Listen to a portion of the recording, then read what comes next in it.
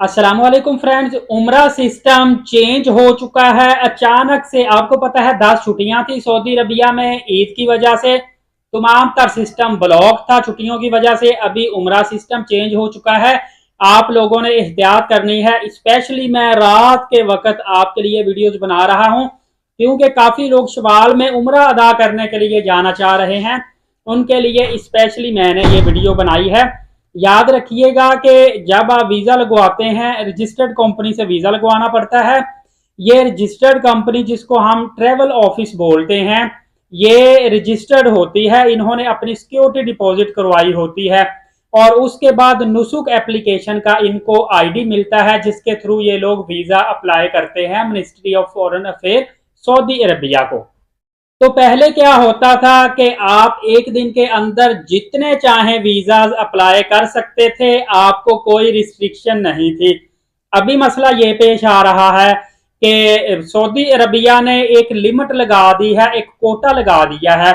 आपको मालूम होगा कि चंद माह पहले भी सऊदी अरबिया ने तमाम तर शिरका जो कंपनीज थी, इन्होंने जो आयाटा ट्रेवल ऑफिस थे, इन पे लिमिट लगा दी थी कि आपका जब तक 70% बंदा सऊदी अरबिया को एग्जिट करके वापस अपने कंट्री में नहीं आ जाता, आप फर्दर वीजाज नहीं लगा सकते।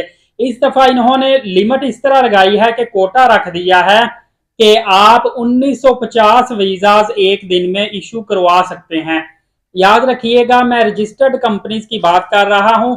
ये जो छोटे मोटे गली बाजारों में दुकानों पे ट्रैवल ऑफिस बना के बैठे होते हैं या सब ऑफिस होते हैं, इनकी बात नहीं कर रहा। जो रजिस्टर्ड ट्रैवल ऑफिस हैं पाकिस्तान और इंडिया में बहुत ही कम है और इनको सिर्फ और सिर्फ 1950 के करीब कोटा मिला है पर डे में वीजा अप्लाई करने का।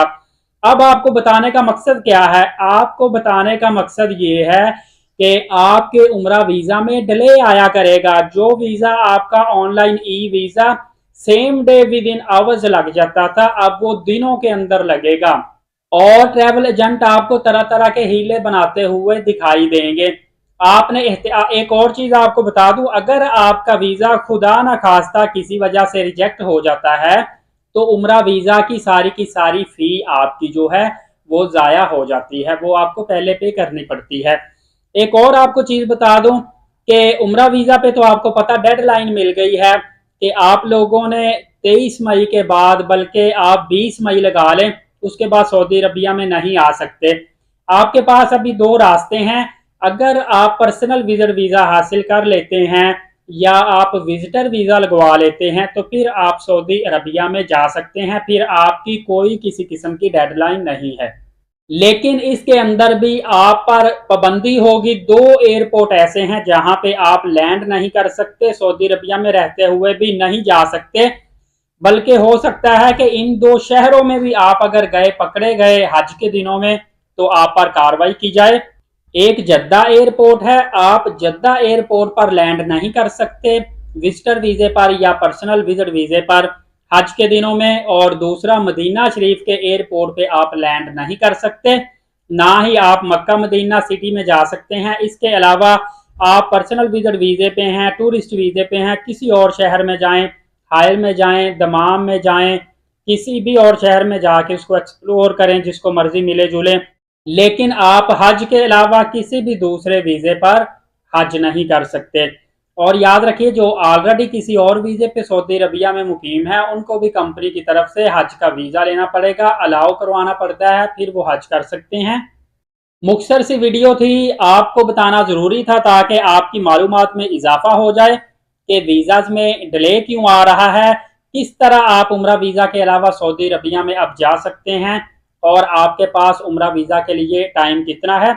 मुख्तसर सी वीडियो ज्यादा से ज्यादा दूसरों तक शेयर करें क्योंकि बड़ी तादाद में लोग उम्रा वीजा अप्लाई कर रहे हैं।